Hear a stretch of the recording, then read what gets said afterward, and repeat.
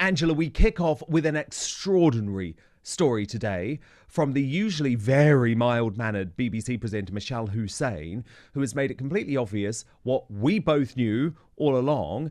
Meghan Markle lied about the claims she made on Netflix about her engagement interview with Prince Harry. So you'll remember in the Netflix series, Meghan Markle tried to say it was some sort of reality show. It was all orchestrated, she said. Well, Mishal Husain has hit back in Saga magazine saying that when the Duchess of Sussex said that my engagement interview with her and Harry was an orchestrated reality show, I didn't know what to make of it. They seem to have thought through what their new lives would be like and what marriage would mean for her life in particular. There was nothing that pointed to what would happen. It was two people who were just full of joy in each other's lives. Now, Meghan had just lied about this, Angela. She had said the interview was rehearsed, and that just wasn't true, was it? No, I mean, here we have an amazing example of Meghan that actually, if she gets something, she still wants to push it away. If you remember that her wedding cost the Queen £32 million. And she said when she spoke to her interview with Oprah Winfrey that she didn't want anything like that because it was just for all the plebs. She wanted something that it was just really important, but nobody else was there. And she said there was Harry, her, and the Archbishop of Canterbury. The Archbishop of Canterbury nearly blew himself out the road because he had to apologise to everybody because it looked as if he'd broken the rules. You can't marry somebody twice in a week. It was 3 days before she said this. You can't marry a couple if they're not people there to sign, and you can't do that unless you're in a place you can do. So she did that already with Oprah, and now when she got, this is before, isn't it? Before when she had this engagement, which was lovely. I watched it twice, three times because I was so happy for Harry. And then she sort of spoils everything because nothing is good enough for her. And if she can attack something, she will. I mean, as you said, Mishal Hussein is highly thought of, and she's obviously thought about this for 4 years before she's made a comment about it, and says that it's absolutely not true. And the BBC Director General, Lord Hull, has also said it absolutely isn't true. All right, folks, this is it. We now have proof that Meghan Markle has been lying for years. And this time, a top BBC journalist is calling her out. So, let's rewind to 2017, when Meghan and Harry sat down with BBC's Mishal Husain for their official engagement interview. At the time, it seemed like a happy, romantic moment. Two people in love sharing their excitement with the world. But fast forward to 2022, and Meghan suddenly rewrites history. That's right. Meghan tried to claim that the entire thing was fake. That it was orchestrated by the palace, that she and Harry were forced into it. But here's where things get interesting because now, Mishal Husain has finally broken her silence.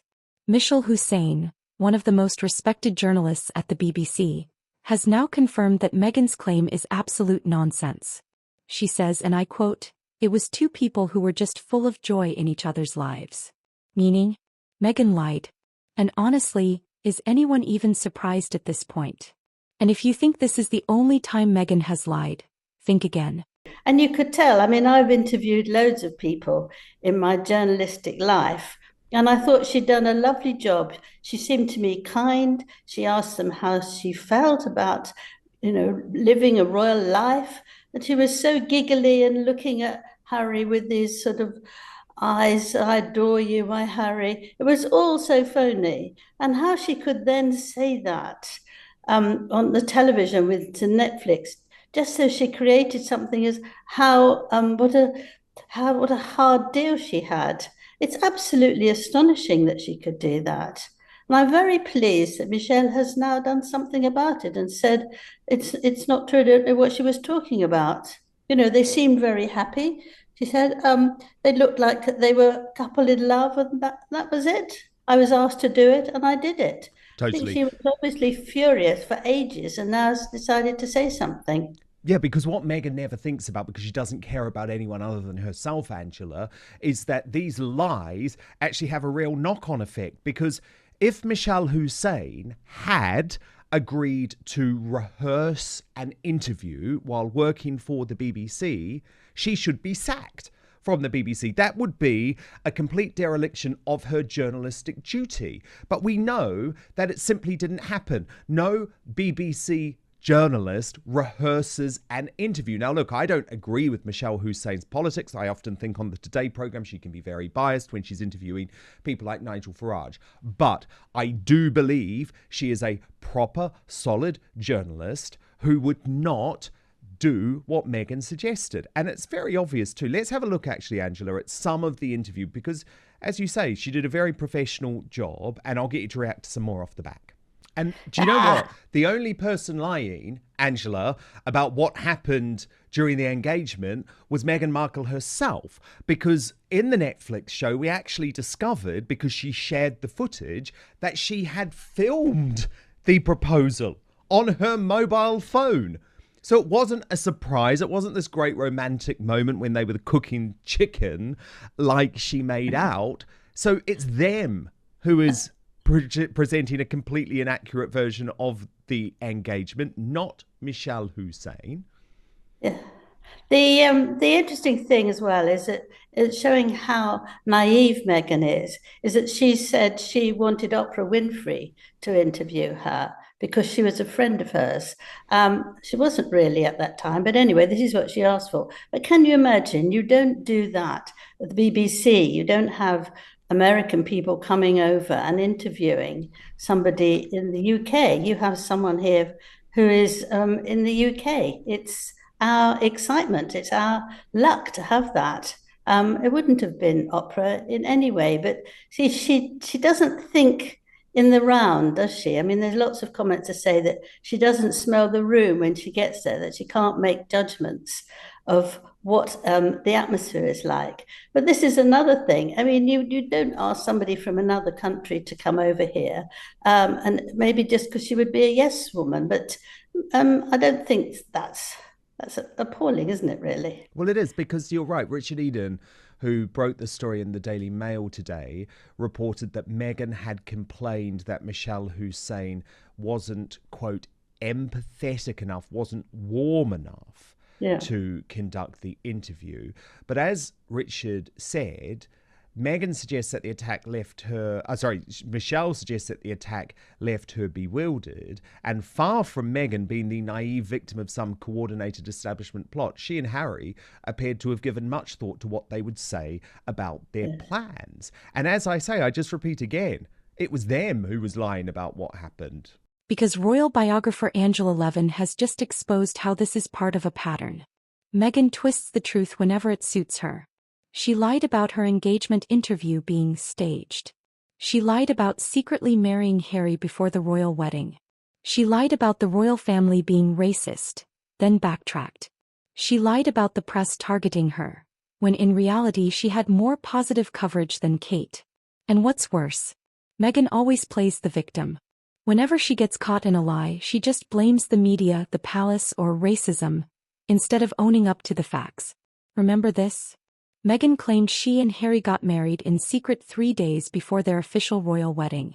But then, the Archbishop of Canterbury himself had to come out and say, no, that never happened. At this point, how many times does Meghan need to get caught before people stop believing her? Yes. As I know, I heard from friends that Meghan was quite difficult because she only wanted specific questions. And so she's a sharp cookie and all that. She needs control. She wants to say exactly what she wants, and she doesn't want anyone interrupting. And I thought Mishal did it very nicely. She obviously seemed very pleased for them. And that it was lovely, and it was very sort of lovey-dovey, and she went along with it.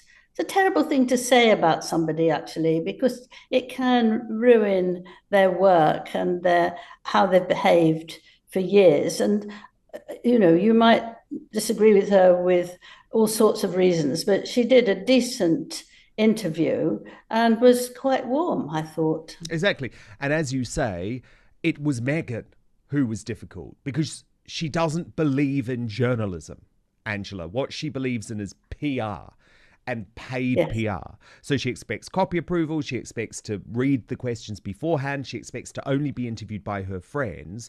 And Mishal Husain was not going to provide the questions beforehand. She was not going to rehearse. And it feels like Meghan, even though actually Mishal Husain did a nice job, Meghan is just out to destroy this woman. And it's insane. It's utterly insane. She likes to knock people on the head that they're never good enough. She's one of these women, I'm afraid. There are not many of us, but there's one of the things that nothing is ever good enough. And I think Meghan has proved that to us over the 4 years that we've known her. And it's now coming back against her. People are fed up with it. She's not a victim. She pretends she's a victim, but she's not. No, I think that's a very fair point. Now, this is also really terrible, Angela. Prince Harry upstaged young Prince George's lovely birthday release of those pictures by Catherine Middleton by announcing on the same day that the Invictus Games are going to be held in Birmingham in 2027. And look, I'm sure Catherine and William weren't worried about this, but it does just show you how pathetic Harry is, isn't it? It's like he knew it was George's birthday. He knew the picture was going to be released. It's taken by Catherine. He wants to steal the thunder with his Invictus Games announcement. It's just pathetic game playing yet again. Well, it's such a shame. I think Meghan likes to do that. We've seen that so many times. Every time the royal family, as we know it, do something, she has to do something just before, an hour before, or just as it's happening. And it's all carefully controlled. I mean, I've been told several times that she knows exactly what she's doing. It's not a mistake. She's very cautious. So she's doing that. And Harry, I suppose, was told this is what he had to do. And so he did it. I'm surprised it's come to Birmingham because they're very short of money. And nowadays in Invictus Games, Harry and Meghan ask her for quite a lot of money for Meghan's clothes, hotels that they stay in. Sometimes they want them redecorated and new bed wear put for them, and eating. They can eat very expensive restaurants. And the Invictus Games is having a very, very hard deal with how much money they've got. I think they're £30 million short at the moment. I mean, it's a long way to 2027, but nonetheless, it's no longer the same thing. A lot of people don't like it. And it feels... And now let's talk about another shady move from Meghan and Harry, because their latest PR stunt is absolutely disgusting. So as you all know, Prince George just celebrated his 11th birthday, a special milestone for the young future king. And normally, this would be a time for the royal family to celebrate privately. But guess who decided to steal the spotlight? That's right. Prince Harry suddenly decides this is the perfect day to announce his upcoming project. A move that experts say was 100% intentional. They knew it would steal headlines away from Prince George and they did it anyway. And honestly, this isn't even the first time. Meghan and Harry have a long history of pulling stunts to overshadow royal family events. They dropped their Oprah interview just before Prince Philip's funeral. They released a family photo on Kate Middleton's birthday. They made an official statement during Queen Elizabeth's Platinum Jubilee. At this point, it's clear Meghan and Harry are obsessed with staying in the spotlight, even if it means taking attention away from a child. It's pathetic. And finally, we need to talk about Meghan Markle's relationship with her own family. Because while she's busy lying and playing the victim, guess who's still completely cut off? That's right, her father, Thomas Markle, who just turned 80 years old. And guess what? Meghan still refuses to speak to him. Folks, this man has never even met his own grandkids. And now, Lady Colin Campbell is crowdfunding for Thomas Markle, saying he's being left behind while Meghan and Harry live in luxury. And let's be real, if Meghan can treat her own father like this, how long before she turns on Harry too? Feels like they're in I was just going to say, it feels like they're in a bit of crisis at the moment, Angela, because Dominic Reid, who was the chief executive of the Invictus Games, has announced that he is quitting. Now, this could maybe have something to do with Harry accepting the Pat Tillman award against the wishes of Pat Tillman, even though I know they both released very lovey-dovey statements about each other. What do you think's going on with this departure? Because it's yet another senior figure in Prince Harry's life walking away from him. I haven't found out exactly yet. I hope I don't have to wait 4 years as I found out about Meghan. But he's been working there for 10 years, and he's been absolutely Harry's right hand. He's done masses of work and good ideas. It is unusual for someone to leave just before something is coming up in the Winter Olympic Games, Invictus Games, and it could easily be that he just decided that that was a short straw, but we don't actually know that. But he might have got another job offer and decided to do it. But I think if he was really keen still on it, he would have stayed for a bit longer so that it wouldn't make things very difficult. Because to have somebody new in, you've got to teach them, and it's very hard for them to work out exactly what's going, especially with people like Harry and Meghan. And a lot of them don't like it anymore because it's too much about Harry and Meghan. Meghan gives the speeches, Meghan wants to be in front of marching, and I think people don't like it anymore. It's lost its real feeling of need and working together because they're secondary to Harry and Meghan. Yes, that the victims are secretaries. Exactly. Yeah. It's all about pushing Harry and Meghan because this is the only thing that remains in their orbit that's actually at all successful. But Angela, look, I want to talk to you about this incredible GoFundMe that has been set up by Lady Colin Campbell for Thomas Markle Sr. Now, he turned 80 this week, and I really want to stress, I've spoken to Lady C about this. This was not something that anyone in the Markle family asked her to do. She did it completely off her own back. And she's explained why by saying, many people have suggested that I spearhead this fundraiser to meaningfully note Thomas Markle Sr.'s 80th birthday. He has been exceedingly time and money over the years, as I have learnt from the teachers at his daughter's school who could not sing his praises highly enough. His kindness and generosity are well known in the film community, and I agree that now he has been rejected and abandoned by the daughter, those of us who wish to show him solidarity and give him the acknowledgement he should be getting from the actual recipient of his largesse will hopefully, through our contributions, no matter how small, demonstrate to him that there are still good people in the world with good hearts, good values and good intentions. Hopefully our actions provide him with the comfort he deserves in more ways than one in his declining days. And already something like, £3,000 or maybe even more by now has been raised in just 24 hours. It's got a £10,000 target. And of course, Angela, Thomas Markle paid entirely for Meghan's education. He raised her through all of her teenage years, yet now, in his hour of need, when he does require very expensive medical care because he suffered from this life-threatening stroke, his daughter is nowhere to be seen. It's very, very sad indeed.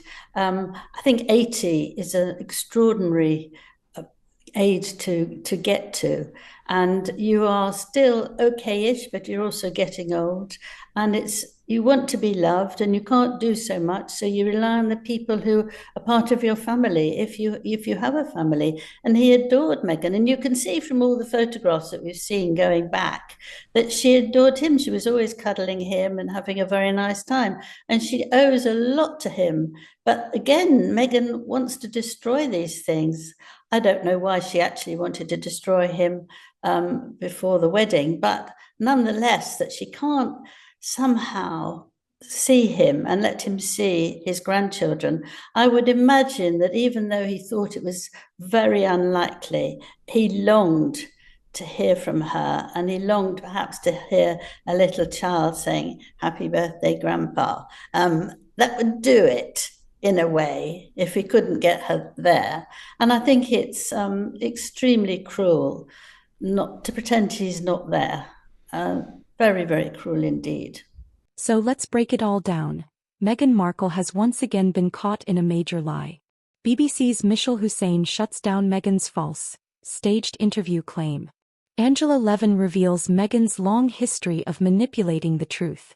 Harry and Meghan try to steal attention from Prince George's birthday. Meghan still refuses to speak to her father, even on his 80th birthday. At this point, Meghan's credibility is completely destroyed. Every time she opens her mouth, she gets exposed. And the biggest question now? How much longer can Prince Harry defend her? So now the big question. Did Meghan Markle lie about her engagement interview? Is Prince Harry now being used as Meghan's PR pawn? And how much longer can they get away with it? Let me know in the comments.